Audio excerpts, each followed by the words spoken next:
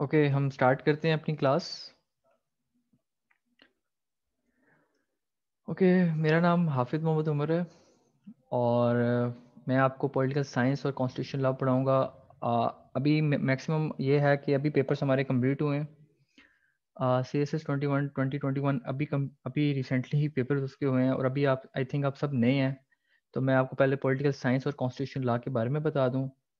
इसके बारे में जो लोगों के मिथ्स हैं, इसका स्कोरिंग ट्रेंड और ये हमें क्यों ऑप्ट करना चाहिए, इस बारे में एक डिटेल डिस्कशन होगी। पहले मुझे ये बता दें कि am I audible to all of you, मेरी आवाज़ आ रही है सबको इजीली?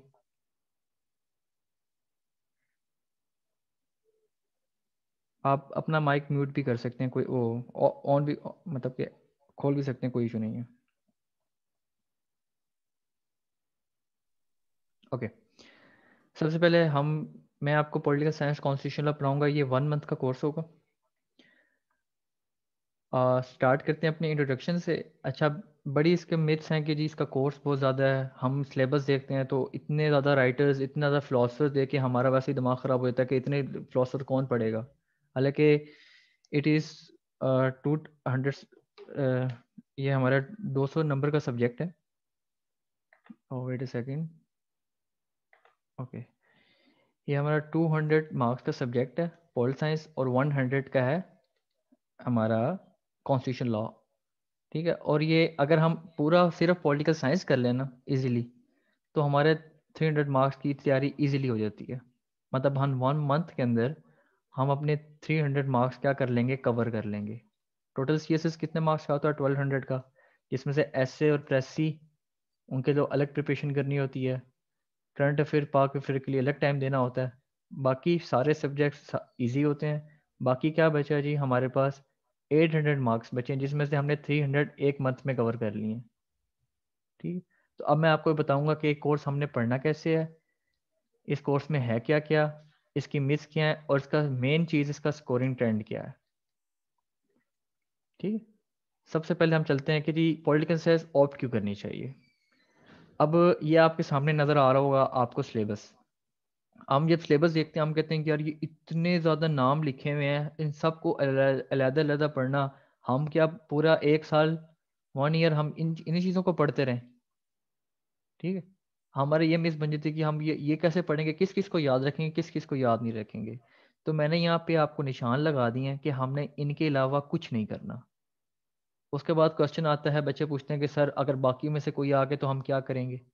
तो वो मैं आज आपको 2021 जो अभी रिसेंट पेपर हुआ है पॉल साइंस का, पॉलिटिकल साइंस का जो पेपर हुआ है, मैं आपको वो भी दिखाऊंगा कि इनसे बाहर, चाहे आप पिछले 10 साल के पेपर देख लें, 15 सालों के पेपर देख लें, या जब से पॉल साइंस शुरू हुई है, आप पिछले सारे पेपर देखें, उसके क्वेश्चन देखें, इनसे बाहर कोई क्वेश्चन नहीं आया होगा।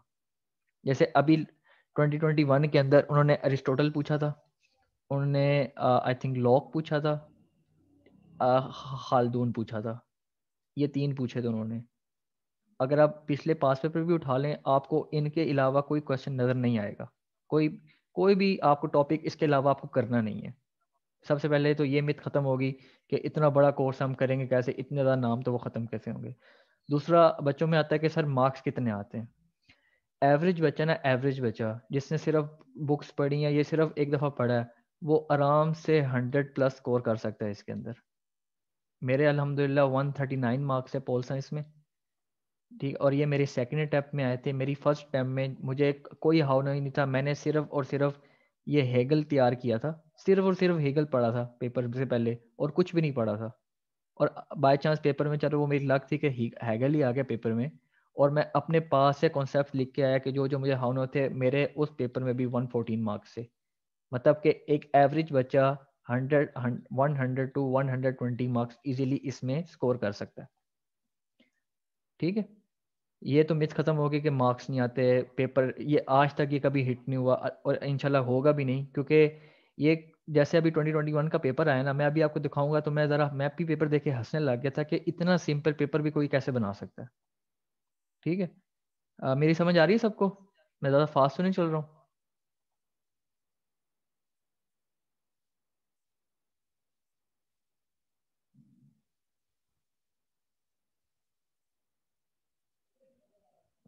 ओके, नेक्स्ट चलते हैं जी, ये हमारा कॉन्स्टिट्यूशन लॉ का सिलेबस है। ठीक है, ये हमारे कॉन्स्टिट्यूशन लॉ का सिलेबस है। अच्छा, अक्सर लोग, हम जब कॉन्स्टिट्यूशन लॉ का सिलेबस देखते हैं ना, हम कहते हैं कि यार ये चीज़ें कौन पढ़ेगा, उसमें कहीं आपने अगर, ये मैंने सिर्फ वो निकाला है कि जो हमने करना है, अगर आप इसमें देखेंगे तो इसमें केसेस भी होंगे। ठीक है, वो केसेस हमने नहीं पढ़ने। अभी आप ये देख लें कि कॉन्स्टिट्यूशन लॉ की, जैसे United kingdom, United states of America, France, Russia, China, Pakistan, India, Turkey, ये भी सिलेबस देख लें। और हम जब पोल साइंस 2 का सिलेबस देखेंगे तो आप हंसने लग जाएंगे कि सर इसमें और उसमें फ़र्क क्या है। ठीक है, ये ज़रा कॉन्स्टिट्यूशन लॉ का सिलेबस है, ये ज़रा देख लें, इसको छोड़ के हमारा कॉन्स्टिट्यूशन लॉ के प्रिंसिपल्स हैं और पाकिस्तान की हिस्ट्री है। एक तो ये है, दूसरा मैं आपको दिखाता हूँ, ये पोल साइंस पेपर 2 है। वही देखें जी, टर्की, ईरान, यहाँ से हमने ईरान नहीं करना, मलेशिया नहीं करना, इंडिया है, चाइना है। उसके बाद वही हमारा यूएस, यूके, फ्रांस है, वही हमारा ग्लोबलाइजेशन वगैरह, और वही पाकिस्तान की हिस्ट्री। ठीक है, इसमें भी हमने सिर्फ 2 टॉपिक करने आते हैं पोल साइंस में।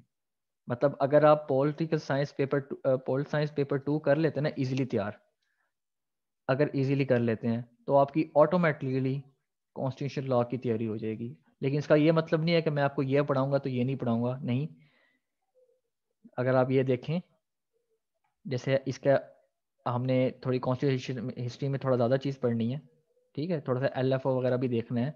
और इसके अंदर हमने डेफिनेशन स्कोप में इसकी बेसिक बेसिक कॉन्सेप्ट्स क्या हैं, कॉन्स्टिट्यूशन स्ट्रक्चर क्या होते हैं जी, पार्लियामेंट सेपरेशन पावर्स में क्या है जी, पेपर 1 का भी कुछ हिस्सा है, वो भी हम इसको अलग से डिटेल में डिस्कस करेंगे। और इसकी आपको मैं असाइनमेंट्स भी लूँगा। ठीक है, और इसके अंदर मैं आपकी मॉक टेस्ट भी लूँगा आप, और इसमें आपके, मैं इंशाल्लाह आपको अपने राइटर्स भी दूंगा। और जो आप में से कई लोग मुझसे बुक्स का पूछ रहे हैं, मैं आपको गारंटी देता हूँ, मैं आपको मतलब कि यही समझ लें कि ये मैंने 2 से 3 बुक्स, जिसमें से मजरुल हक की बुक है। ठीक है, ये मेरी बुक्स हैं। मजरुल हक की बुक है, कैलियन भट्टी की बुक है वर्ल्ड कॉन्स्टिट्यूशंस, जॉन हॉफमैन और फ्रैंकिस फ्यूकामावा की मैंने कुछ कोर्स लिए हैं। मैंने इन्हीं बुक से पढ़ के मैंने अपने सारे लेक्चर्स, अपने नोट्स जो मैंने सारी इन बुक से पढ़े बनाए हैं। और जो इनमें से हमने पढ़ने पढ़ने जो हमें इनमें से चीज़ें पढ़नी है, मैंने उनमें से सारे आपको लेक्चर्स दिए हैं और ये किए हैं। इसके अलावा जो बुक्स अगर आप पढ़ना चाहते हैं, अगर आपको बहुत है, आपके पास टाइम है, तो वेल एंड गुड, आप पढ़ें। अगर आपने सिर्फ ये बुक्स पढ़ी हैं तो अगर आप मेरे लेक्चर्स ले लेंगे तो उसमें से जो मेन मेन पॉइंट्स आपको इंशाल्लाह मेरे लेक्चर से मिल जाएंगे। और अगर आपने कोटेशन, मेरे लेक्चर्स में आपको कोट्स भी मिलेंगी, मेरे लेक्चर्स में आपको रेफरेंस भी मिलेंगे, रेफरेंसेस भी। मेरे लेक्चर में आपको टेबल्स भी मिलेंगे कि जो मैंने अब क्या होता है जी, पेपर्स में क्या होता है जी, मैं एक दफ़ा पढ़ रहा था किसी एक टॉपर का, वो क्या कहता था कि मैं अपने पेपर के अंदर 2 से 3 टेबल्स बनाता था। लेट्स सपोज मैंने कॉन्स्टिट्यूशन को डिफाइन करना है, तो मैं लिखता था कॉन्स्टिट्यूशन, कॉन्स्टिट्यूशन में क्या होता है, सेपरेशन पावर्स होती है। पार्लियामेंट का बनाना है तो क्या, लेजिस्लेटिव होता है, एग्जेक्टिव होता है, और जुडिशरी होता है। खैर, अगर आपको ये चीज़ें भी समझ नहीं आ रही तो मैं इन पर भी डिटेल डिस्कस करने की कोई इशू नहीं है। अब मैं अलहदा से लेजिस्लेटिव को डिफाइन करूं, एग्जेक्टिव को डिफाइन करूं, जुडिशरी को डिफाइन करूं, उसकी ज़रूरत नहीं है। मैं एक टेबल बना दूंगा तो वो सारा इजी डिफाइन हो जाएगा। एग्जामिनर को आसानी होगी, वो मुझे से 1 से 2 नंबर ज़्यादा दे देगा। ये मेरे टीचर ने बताए थे जिनके 145 मार्क्स थे, और मैंने ये स्ट्रेटजी यूज़ की थी जिसमें मेरे 139 मार्क्स आए थे पोल साइंस के अंदर।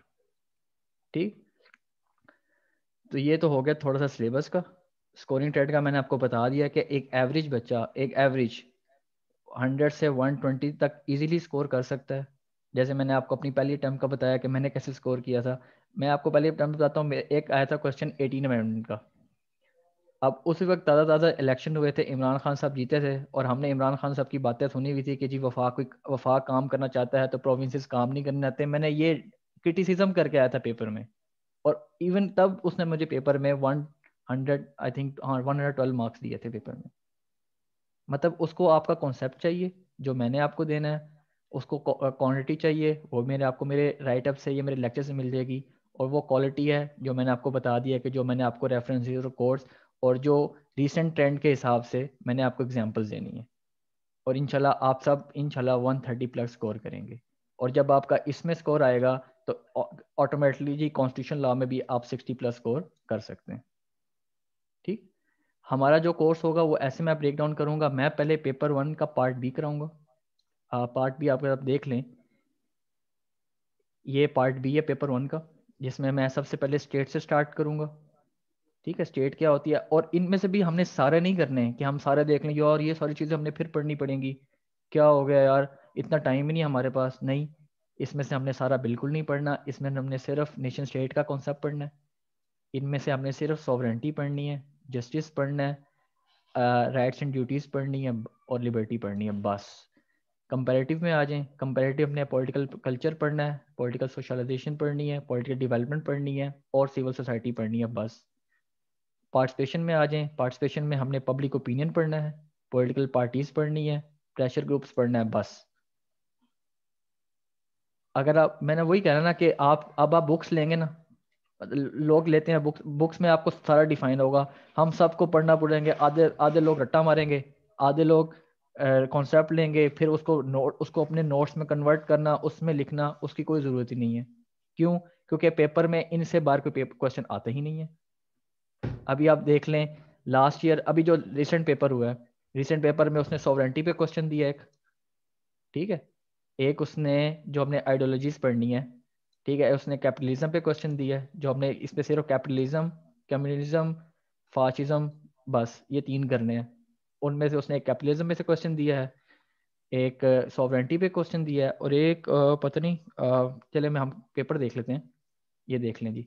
एक उसने, ये 2021 का पेपर है, देखें जी, उसने एक कैपिटलिज्म पे क्वेश्चन दिया है, एक सॉवरेंटी पे क्वेश्चन दिया है, एक पार्लियामेंट सिस्टम पे क्वेश्चन दिया है कि जी पार्लियामेंट सिस्टम जो किया है जी, वो पास में उसका क्या मतलब कि उसकी अडॉप्शन कैसे हुई, क्या रिजल्ट था, जो पॉलिटिकल कैपिटलिज्म का हमारा जो पिछले पास से चलता रहा है। तो हमने इस पर भी थोड़ी सी हिस्ट्री बतानी थी। मतलब कि देख लें, अभी इसमें अरिस्टोटल आया हुआ है, हॉब्स, लॉक आया हुआ है और इब्न खालदून आया हुआ है, कि मतलब कि हमने जो 100% सिलेबस है उनमें से हमने सिर्फ और सिर्फ उस सिलेबस का हमने 40 to 50% करना होता है, और उन्हीं 40-15% में से हमारे 8 क्वेश्चन बनने हैं, जिसमें से हमने 4 करने होते हैं।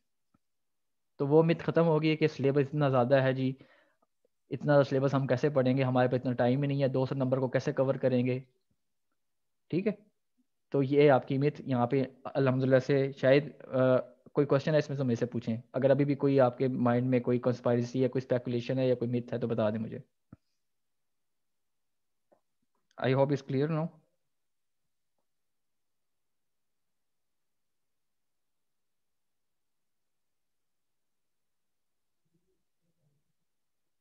ओके, टिप्स एंड ट्रिक्स का मैं आपको बताऊंगा, कैसे पेपर आपको कैसे सॉल्व करना है। ठीक है, एक क्वेश्चन को कैसे लेके चलना है, क्या क्या हेडिंग्स आपने लगानी है। ठीक है, आउटलाइन अगर आपके पास टाइम है, जो इंशाल्लाह आपके भाई मैं इतनी आपकी पावर बन जाएगी, टाइमिंग बन जाएगी कि आप पेपर से पहले अपने हर क्वेश्चन से पहले आउटलाइन भी बना सकेंगे, तो वो आपको कैसे बनानी है, कंक्लूजन कैसे लिखना है, और उसके मेन चीज़ आपको अपना एनालिसिस कैसे देना है। ठीक है, सबसे मेन चीज़ ये होती है कि आपको अपना एनालिसिस कैसे देना है। हम क्या करते हैं जी, मैंने इसमें ये निकाला था कि हम इंट्रोडक्शन लिखते हैं जी, 5-6 हेडिंग्स लिखी, जो जो लिखना है, एंड पे हम देते हैं अपना एनालिसिस। वो भी अप्रोच बिल्कुल ठीक है, लेकिन मैं आपको ये कराऊंगा कि आपको अपनी हर हेडिंग में कैसे एनालिसिस देना है, कैसे आपको अपना प्रूफ देना है, अपने आर्ग्यूमेंट को कैसे स्ट्रॉन्ग बनाना है, कैसे सब्सटेंटिएट करना है, कैसे प्रूव करना है, वो मैं आपको सिखाऊंगा, ताकि आपको एंड पे जाने की ज़रूरत ही ना पड़े। एग्जामिनर आपके पहले ही 2 एनालिसिस पे आप खुश होकर आपको अच्छे नंबर, ये नहीं कि सारे नंबर दे दे अच्छे नंबर, उसको पता चल जाएगा किसी बच्चे को कुछ ना कुछ आता है। ठीक है, तो वो टिप्स एंड ट्रिक्स मैं आपको बताऊंगा कि टेबल्स कैसे बनाने हैं, मैप्स कैसे बनाने हैं, चार्ट्स कैसे बनाने हैं, आपने क्वेश्चन को सॉल्व कैसे करना है, और अपना एनालिसिस कैसे देना है। और मेरे सारे लेक्चर्स मैंने आपको पहले बताया कि मैंने इन बुक्स से लेके बनाए हैं, जिसमें मजरुल हक है, कैलियन भट्टी की कॉन्स्टिट्यूशन जो बुक है वहाँ से, जॉन हॉफमैन की मैंने सप्लीमेंट्री यूज़ किया, और मैंने इस बुक से काफ़ी कोट्स लिए हैं, फ्रैंकिस फुकुयामा, जिसमें मैं आपको कार्ल मार्क्स जब मैं करवाऊंगा तो उसमें से आपको काफ़ी चीज़ें मिल जाएंगी। ठीक है, आगे चलते हैं जी। सिलेबस मैंने आपको बता दिया कि यहाँ से हमने क्या क्या चीज़ें करनी है, ये निशान लगा लें अगर, कि जी खैर आपको रिकॉर्डिंग मिल जाएगी इस लेक्चर की भी, कि यहाँ से हमने नेशन स्टेट का कॉन्सेप्ट पढ़ना है, sovereignty, justice, liberty, rights and duties पढ़नी है, सोशलाइजेशन, कल्चर, डेवलपमेंट और सिविल सोसाइटी का कॉन्सेप्ट पढ़ना है। यहाँ से हमने public opinion, pressure groups and political parties का क्वेश्चन करना है सिर्फ, ठीक है। यहाँ से ये लेजिस्लेटिव एग्जीक्यूटिव जुडिशरी पढ़नी, यहाँ से हमने मोनार्की, डेमोक्रेसी, यहाँ पे इसके अलावा हमने सारे पढ़ने हैं। अभी अगर आपने देखा होगा, एक कैपिटलिज्म का क्वेश्चन था, एक सॉवरेंटी का क्वेश्चन था, और एक ये पार्लियामेंट्री फॉर्म का क्वेश्चन था, ठीक है। और ये भी हम लोकल सेल्फ गवर्नमेंट का भी हम अच्छे से करेंगे क्वेश्चन, ठीक है, क्योंकि लोकल गवर्नमेंट का कॉन्स्टिट्यूशन लॉ के अंदर भी क्वेश्चन है।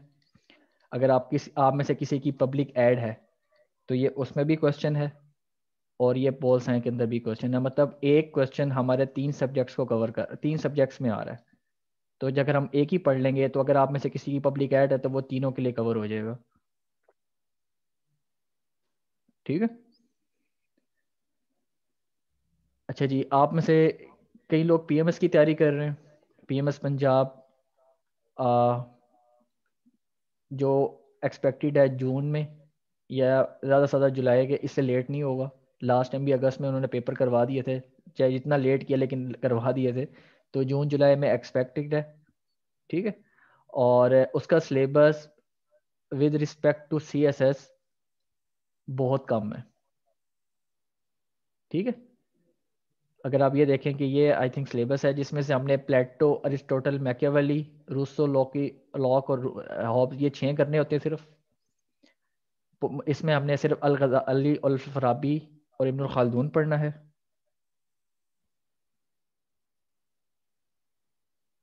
क्या क्वेश्चन आपका? गैलेक्सी A51 आपका नाम नहीं है तो आपने प्ली लिखा है, क्वेश्चन पूछ लिया हम काइंडली अगर पूछना है तो।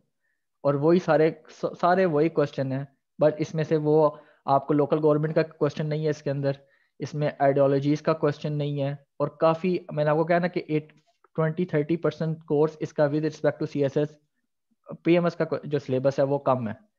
तो अगर आपने सीएसएस का बहुत अच्छे से कर लिया है तो पीएमएस का आपको कोई इशू नहीं होगा। अच्छा जी, पब्लिक एड का क्या है जी? पब्लिक एड का मैं आपको बता देता हूँ, चलिए यहाँ बता देता हूँ। पब्लिक एड का ये है कि वो 20-30% ओवरलैप करता है पॉलिटिकल साइंस से। कैसे करता है?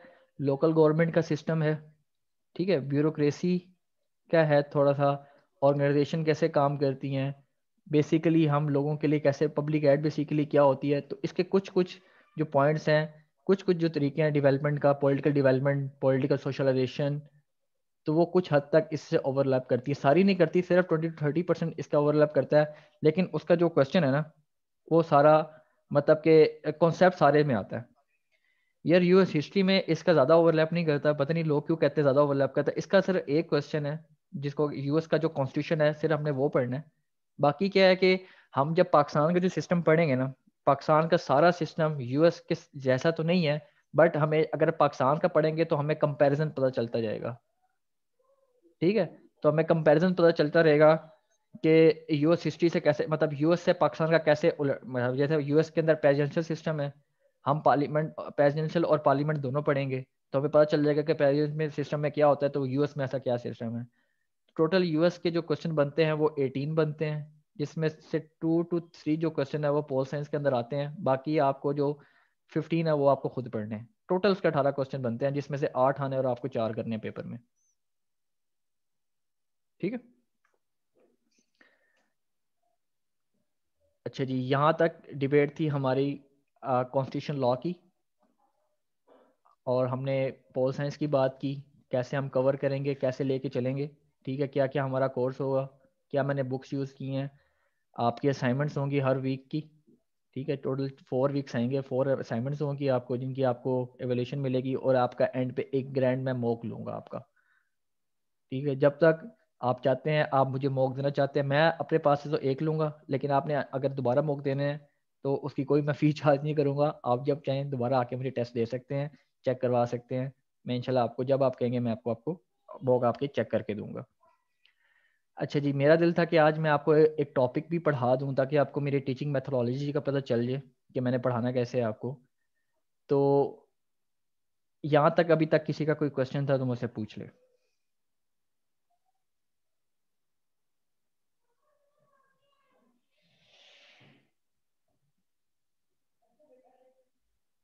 Any question regarding my discussion? कोई क्वेश्चन नहीं है तो मैं आगे चलूं फिर? ओके। सबसे पहला जो हमारा political science, please explain about English if you don't mind. English, चले वो मैं इसके बात करता हूँ। अच्छा क्वेश्चन है, इसके मैं बात करता हूँ, कोई इशू नहीं है। ये बहुत इंपॉर्टेंट है यार, इसके बगैर तो आई डोंट थिंक कि कुछ होने वाला है। अच्छा जी, सबसे पहले आप देख लें कि जो मेरी टीचिंग मेथोडोलॉजी है वो मैं कैसे यूज़ करूँगा। अब सबसे पहले स्टेट सिस्टम है। स्टेट बेसिकली क्या होती है? स्टेट बेसिकली क्या होती है, जिसके अंदर आपकी सबसे पहले एक डिफाइंड टेरिटरी हो, डिफाइंड ज्योग्राफिक टेरिटरी हो। अब जैसे ये पाकिस्तान है, हालांकि सॉरी ये पुराना मैप बना हुआ है। अब पाकिस्तान का ये मैप यहाँ तक पूरा आना है, ये ध्यान से दिख जाएगा कोई। ठीक है, ये भी ग्रीन बना दें, चलें मैं रेड कर देता हूँ। अब हमें कैसे पता है कि ये पाकिस्तान है? क्यों? क्योंकि ये पाकिस्तान की, ये देखें ना, ये बाउंड्री बनी हुई है कि यहाँ से लेकर यहाँ तक पूरा पाकिस्तान है। ठीक है, कि हमारी एक डिफाइंड टेरिटरी है, ये पूरा एरिया है, ये बॉर्डर्स है, और यहाँ पे हम सब रहते हैं। मैं यहाँ रहता हूँ, आप कहीं यहाँ पे रहते होंगे। ठीक है, तो हमारी एक डिफाइंड टेरिटरी है कि हमारे पास एक जगह है जहाँ पे हम रहते हैं। उसके बाद क्या है जी, हमारी एक ऑर्गेनाइज्ड ब्यूरोक्रेसी है। अब यहाँ से ब्यूरोक्रेसी का ये मतलब नहीं है कि डीपी और डीसीओ, नहीं। यहाँ से ये है कि पॉलिटिकल और नॉन पॉलिटिकल। पॉलिटिकल में क्या आता है, हमारे एग्जेक्टिव, लेजिस्लेटिव, ये जितने भी नेशनल असेंबली मेंबर सारे हैं। और नॉन पॉलिटिकल में क्या आती है, ब्यूरोक्रेसी होती है। मैंने यहाँ पे ब्यूरोक्रेसी का नाम क्यों लिया है? क्यों? क्योंकि यहाँ पे जो पॉलिटिकल है ना हमारा, वो हर 5 साल के बाद चेंज हो जाना है। ठीक है, तो वो हर 5 साल के बाद चेंज होना है। ठीक है, लेकिन जो नॉन पॉलिटिकल है ना ब्यूरोक्रेसी, ये चेंज नहीं होती। तो अगर ये ऑर्गेनाइज्ड होगी, हायरार्की होगी, ऑर्गेनाइज्ड होगी, तो क्या होगा कि हमारे जो स्टेट फंक्शंस है वो हम इजीली कवर कर सकेंगे। और ये क्यों कर सकेंगे, ये हम आगे जाके बात करते हैं। क्लियर? कि पहला पॉइंट क्या है कि हमारी टेरिटरी हो, ठीक है, डिफाइंड टेरिटरी हो, एक ऑर्गेनाइज, हाईली ऑर्गेनाइज ब्यूरोक्रेसी हो हमारी, देन क्या हो, सॉवरेंटी हो। इसका अलहदा से क्वेश्चन आया था पेपर में 2021 में। तो यहाँ से कॉन्सेप्ट समझ लिया कि सॉवरेंटी बेसिकली होती क्या है। सॉवरेंटी होती है कि आपके कुछ फंक्शंस पे आपके पास पावर होनी चाहिए। जैसे मैं घर पे अगर रहता हूँ, मेरे पास पावर है कि मैं अपना लैपटॉप ओपन कर सकता हूँ। ठीक है, कोई मेरे लैपटॉप को हाथ नहीं लगाएगा, लेट्स सपोज मेरी चीज़ है, मेरा मोबाइल है, मेरे चीज़ें हैं, मेरे पास पावर है ना, मैं इन चीज़ों को मैं कंट्रोल करता हूँ। ऐसे ही मुल्क को चलाने के लिए स्टेट के पास कुछ पावर होती हैं, एब्सोल्यूट, अनलिमिटेड, सुप्रीम, जो सिर्फ स्टेट के पास होती हैं और किसी के पास नहीं होती। जैसे क्या है जी, यूज़ ऑफ फोर्स स्टेट ने करनी है। क्या होती है यूज़ ऑफ फोर्स? कि भाई मैं पुलिस को हुक्म दे सकता हूँ कि भाई इनकी छितर परेड करनी है, इनको लगानी है दो दो तीन तीन। ठीक है, पुलिस कर सकती है। वही अगर मैं खुद अकेला बाहर जाकर डंडा उठा के कर दूं कि भाई मैंने मुजरिम को मारना है, पुलिस मुझे भी मारेगी। क्यों? क्योंकि यूज ऑफ फोर्स किसके पास है, सिर्फ और सिर्फ स्टेट के पास है। ठीक है, यूज ऑफ फोर्स किसके पास है, सिर्फ स्टेट के पास है, और सिर्फ स्टेट के पास ही होनी चाहिए। और जो कोई और यूज ऑफ फोर्स करेगा वो क्या होगा, रेबल होगा। क्या है? जैसे टीटीपी है, तहरीक तालिबान पाकिस्तान है, बीएलए है, बलोचिस्तान लिबरेशन आर्मी, अलकायदा है, यमन है। ये क्या करते हैं, यूज ऑफ फोर्स करते हैं, जबकि इनको अलाउ नहीं है। तो उनको कहा जाता है वो रेबल हैं, वो क्या हैं जी, वो टेररिस्ट हैं। क्यों? क्योंकि यूज ऑफ फोर्स किसके पास है, सिर्फ और सिर्फ स्टेट के पास है। ठीक है, दूसरा क्या है जी, नेशनल स्केल पे क्या है जी, वो क्या करेगा, मनी को कंट्रोल करेगा। क्यों? करेंसी को प्रिंट करना है, स्टेट करेगी। भाई मैं आज घर बैठ के नोट्स अपने नोट छापने लग जाऊं, कल को पुलिस मुझे अंदर कर देगी, और वो नोट क्या होगा, जाली करार दिया जाएगा। क्यों? क्योंकि वो स्टेट ने नहीं प्रिंट किया, वो मैंने प्रिंट किया। तो इस वजह से, क्यों इस वजह से होता है, क्यों वो जाली होगा, क्यों? क्योंकि स्टेट के पास है वो पावर। जो टैक्स है वो स्टेट ले सकती है, कोई बंदा नहीं लेगा। कोई बंदा करेगा, वो कहते हैं कि हफ्ता ले रहा है, भत्ता ले रहा है। क्यों? क्योंकि उसके पास पावर नहीं है। ये पावर किसके पास है, स्टेट के पास है। और इस पावर को क्या कहते हैं जी, सॉवरेंटी कहते हैं। इस तरह जो भी कानून बनाना है, जो भी किसी किस्म की रेगुलेशन करनी है अपनी टेरिटरी के अंदर, पाकिस्तान के अंदर अंदर, वो सारे किसके पास होने चाहिए, स्टेट के पास होने चाहिए। ठीक है, और लास्ट क्या है जी, कि अब ऐसा नहीं है कि हमारी स्टेट है जी वो हमारी स्टेट को दूसरे भी डिप्लोमेटिक रिकॉग्नाइज करे। यहाँ पे आप इसराइल का डाल सकते हैं कि जी इसराइल को कई कंट्रीज रिकॉग्नाइज नहीं करती, इस वजह से वो चाहता है कि मुझे सारे रिकॉग्नाइज करें ताकि मैं भी स्टेट का कॉन्सेप्ट हासिल कर सकूं। ये बात नहीं कि वो स्टेट नहीं है, वो स्टेट है, उसे कई कंट्री रिकॉग्नाइज करती हैं, लेकिन उसको ये भी है कि काफ़ी उसको नहीं करती। जैसे पाकिस्तान को हर कंट्री रिकॉग्नाइज करती है, हर कंट्री। इसराइल को हर कंट्री नहीं करती। क्यों नहीं करती? इस वजह से नहीं करती क्योंकि वो पैलेस्टाइन का डिफरेंट इशू है। तो आपको डिप्लोमेटिक बाकी स्टेट जो यूएन की स्टेट्स हैं वो भी आपको रिकॉग्नाइज करें डिप्लोमेटिकली। तो ये 4 पॉइंट्स हैं जो स्टेट के हैं। ठीक है जी, ये 4 पॉइंट मैंने दोबारा लिख दिए आपके लिए। टेरिटरी होनी चाहिए, हायरार्की ब्यूरोक्रेसी होनी चाहिए, सॉवरेनिटी होनी चाहिए, और अदर स्टेट्स आपको डिप्लोमेटिकली क्या करें, रिकॉग्नाइज भी करें। ठीक है, तो ये था हमारा स्टेट का कॉन्सेप्ट। इसके बाद भी मैं थोड़ा फास्ट चलूँ, इसमें मैंने आपको काफ़ी एग्जांपल्स नहीं दी क्योंकि ये डेमो क्लास है। इसके बाद नेशन का कॉन्सेप्ट इंशाल्लाह हम अपनी क्लास में पढ़ेंगे, और फिर हम इन दोनों को कंपैरिजन भी करेंगे कि नेशन स्टेट क्या होती है। ठीक है, कोई क्वेश्चन अभी तक यहाँ पे आज के हवाले से? कोई किसी किस्म का क्वेश्चन हो तो आप मुझसे पूछ सकते हैं।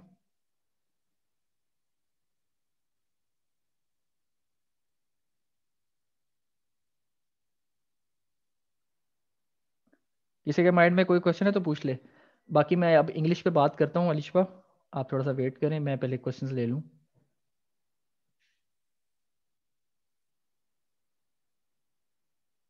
चलें, फिर भी किसी का कोई क्वेश्चन हो और यहाँ पे उसको, अच्छा एक बात और समझ लें यहाँ पे, अगर किसी को ये लग रहा है ना कि यहाँ पे मैं क्वेश्चन पूछूंगा पता नहीं दूसरा क्या सोचेगा मेरे बारे में, तो आप ये बात माइंड में रख के आए कि यार दूसरों को भी नहीं कुछ आता। ठीक है, क्योंकि अगर दूसरे को बहुत ज़्यादा आता होता ना तो वो यहाँ पे ना बैठा होता, यहाँ पे ना होता, मेरी क्लास में ना होता, अगर उसको बहुत ज़्यादा आता होता। तो यहाँ पे किसी को भी नहीं आता, आप क्वेश्चन पूछेंगे तो सारों को पता चलेगा अच्छा ये क्वेश्चन भी हो सकता है, ये क्वेश्चन भी हो सकता है। और जितने क्वेश्चन पूछेंगे उतनी आपकी लर्निंग होगी। मैं जब पढ़ता था, मतलब जब अपने टीचर्स के पास बैठता हूँ, मैं बहुत क्वेश्चन करता हूँ, बहुत ज़्यादा क्वेश्चन करता हूँ, सर ये कैसे है, सर वो कैसे है, क्यों? भाई लर्निंग मैंने करनी है, पेपर जाके मैंने बैठना है, बाद में मेरे बाबा ने मेरे से पूछना कि भाईजान क्या हुआ है जी आपके साथ, टीचर से किसी ने नहीं पूछना। तो इतने जितने ज़्यादा आप क्वेश्चन कर सकते हैं आप करें मेरे से। चलिए, बाकी मैं रिकॉर्डिंग आपको भेज दूंगा, अगर किसी ने कोई क्वेश्चन जब पूछना हो तो आप मुझसे बिला झिझक मैसेज कर सकते हैं, मुझे ग्रुप में कर दे, पर्सनल मैसेज पे कर दे, कोई इशू नहीं है। अच्छा जी, इंग्लिश पे आते हैं जी। अब इंग्लिश क्या है जी, एक कंपलसरी है, प्रोमिनेंट है, ज़रूरी है। ठीक है, जितने आप इसमें डाल सकते हैं जी, इंग्लिश बहुत लाजमी है। अब इंग्लिश में क्या क्या आता है जी, ऐसे है, एक पेपर है और एक प्रेसी का पेपर है। और आप सिर्फ ये समझ के ना बैठें कि हमने सिर्फ इंग्लिश इन दोनों के लिए पढ़नी है, नहीं। आपने अपने 12 या 11, अगर आप इस्लामियात उर्दू में दे रहे हैं तो 11 सब्जेक्ट्स के लिए आपने इंग्लिश तैयार करनी है। ग्रामर की गलती होगी तो वो एग्जामिनर आपको वैसे ही उड़ा देगा। ठीक है, तो इंग्लिश के लिए आपको सबसे पहले भी ग्रामर से पहले आप अपने टेंसेस ठीक करें, देन आप अपनी ग्रामर ठीक करें, और देन आप वोकैब और अपने एक्सप्रेशन के ऊपर आएँ। खैर ये बहुत ही डिटेल डिस्कशन है, आपको बेसिकली क्या पूछना है लिशवा वो पूछ लो। इस पर तो काफ़ी टाइम लग जाएगा अगर मैं इस पर डिस्कशन करने लग जाऊँ तो।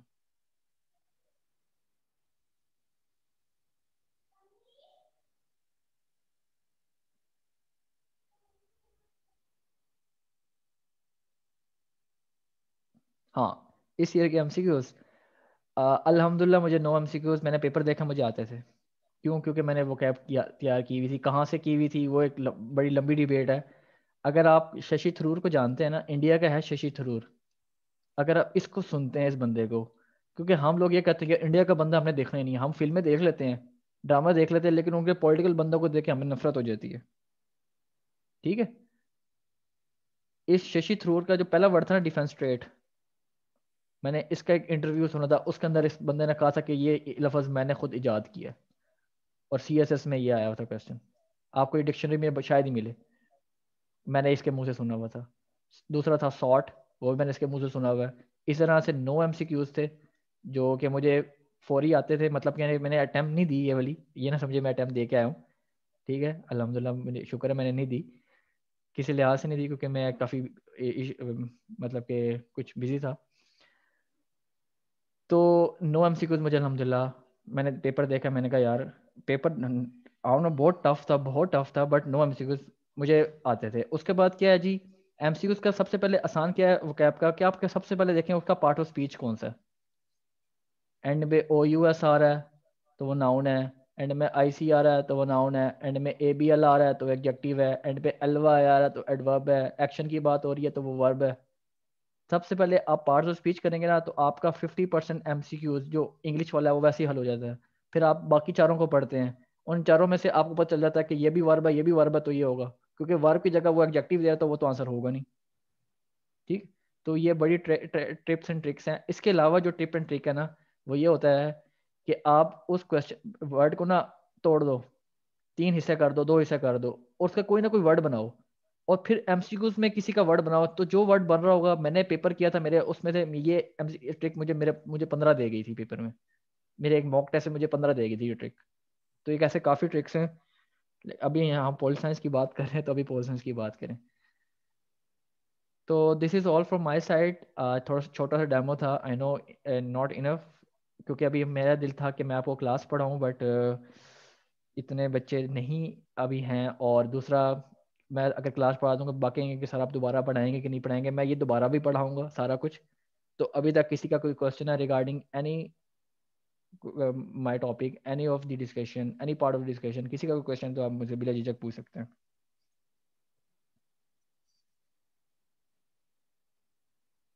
और मेरी क्लास में ऐसा होगा कि अगर कोई क्वेश्चन मुझसे नहीं पूछेगा तो फिर मैं उससे क्वेश्चन पूछता हूँ। तो अभी कोई क्वेश्चन है किसी का, या इनफ है? ओके, चले मैं रिकॉर्डिंग भी भेज दूंगा। Thank you so much for listening me. अपना बहुत सा ख्याल रखिएगा, और बाकी डिस्कशन हम ग्रुप में कर लेंगे, ठीक है। यूट्यूब से हेल्प ली जा सकती है regarding what pol sci, constitutional law, या यूएस हिस्ट्री, या English, everything. The answer is no. अगर आप ये समझती हैं कि आप 100% सीएसए की तैयारी यूट्यूब से करना चाहती हैं तो कभी भी नहीं कर सकती। लेकिन आपको अथेंटिसिटी का नहीं पता होता ना, कि कौन सी वीडियो अथेंटिक है कौन सी नहीं है, पता नहीं ये ठीक बता रहा है कि नहीं बता रहा। मैं एक क्वेश्चन करता हूँ ना, मैंने अभी लेटर जी मैंने पैलेस्टाइन का क्वेश्चन पढ़ा, मैंने उस पर लिखना शुरू किया। मैंने उसको 9 से 10 पर्सपेक्टिव से देखा, 9 से पर्सपेक्टिव से मैंने बुक्स पढ़ी हैं, और फिर मैंने उस पर क्वेश्चन किया। ठीक है। कुछ कुछ एक्सपर्ट से आप ले सकते हैं, बट हर एक्सपर्ट से आप हेल्प नहीं ले सकते। कुछ कुछ तो वाकई आप अभी आप देखें, ह्यूस हिस्ट्री का पूरा क्रैश कोर्स पढ़ा है एक फॉरेन ऑथर का, लेकिन वो इतना तेज बोलता है और 2 तो 3 3 मिनट की वीडियो बनाता है एक टॉपिक पे, तो वो कैसे कवर करता है? सर बिलाल पाशा की बात कर रहे हैं, जो यूएस हिस्ट्री के हैं, sir Hasan Hasan, I don't know sir Hasan. He is a very good teacher. चलें, अगर ये डिस्कशन करनी है ये हम ग्रुप में कर लेते हैं, ठीक है। Sir Waqar Hasan is my teacher, English as, but मैं उससे सेटिस्फाई नहीं हूँ। उनका ऐसे का मेथड मुझे अच्छा नहीं लगता। Although he is a very good, वो प्रेस्टी के बहुत अच्छे टीचर हैं, बहुत अच्छे टीचर हैं, बट मैं ऐसे के लिए उनको मैं फॉलो नहीं करता। मे बी आप फॉलो करें, आपको अच्छा लगे, बट मैं उनके मेथड को फॉलो नहीं करता। ओके देन, अल्लाह हाफिज़, अपना ख्याल रखिएगा।